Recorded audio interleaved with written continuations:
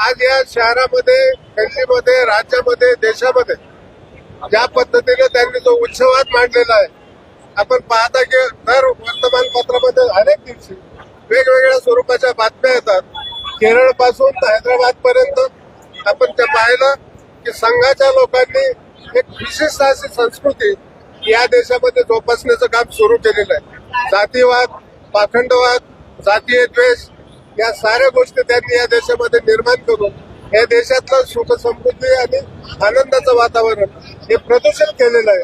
माणूस माणसापासून दूर करण्याचं काम केलेलं आहे. आणि विशेष म्हणजे हिंदू राष्ट्र आणि चातुर्वर्ण याची पुनर्प्रस्थापना करण्यासाठी आज संघ या देशामध्ये कार्यरत आहे. मागणी काय करतात या त्याच निमित्तानं सांगतो की आता केरळमध्ये एका मुलांनी समलैंगिक या मुद्द्याचा उच्चार करून आत्महत्या केलेली आहे. तर हा जो संघ आहे, हा संघ आज 100 वर्ष पूर्ण होत आलेले असताना त्यांचे काही ठराविक कार्यक्रम आहेत आणि त्या कार्यक्रमाची अंमलबजावणी करण्यासाठी ते देशामध्ये जातीय ध्रुवीकरण करतात.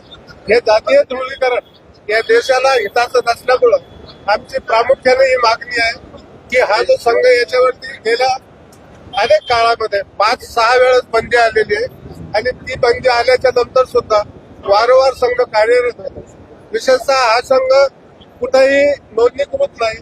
हा संघ नोंदणीकृत नसताना सुद्धा या देशाच्या राजकारणावरती आपला प्रभाव टाकतो आणि त्या प्रभावाखाली हिंदू संस्कृती जोपासण्याचं काम करून या देशाचं भवितव्य धोक्यात आणत आहे. या देशामध्ये अराजकता जी निर्माण होते, ज्या ज्या ठिकाणी दंगली होतात, या साऱ्या गोष्टीला फक्त संघ आणि संघच कारणीभूत आहे.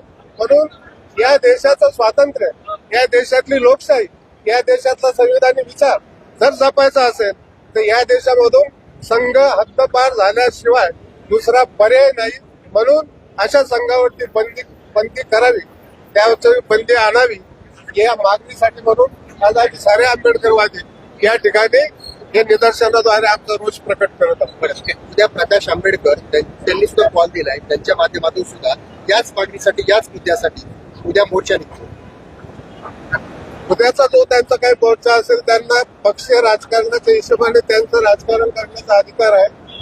त्यांनी जर आम्हाला बोलवलं किंवा सांगितलं तर आम्ही जरूर त्यांचा कार्यक्रम असतो.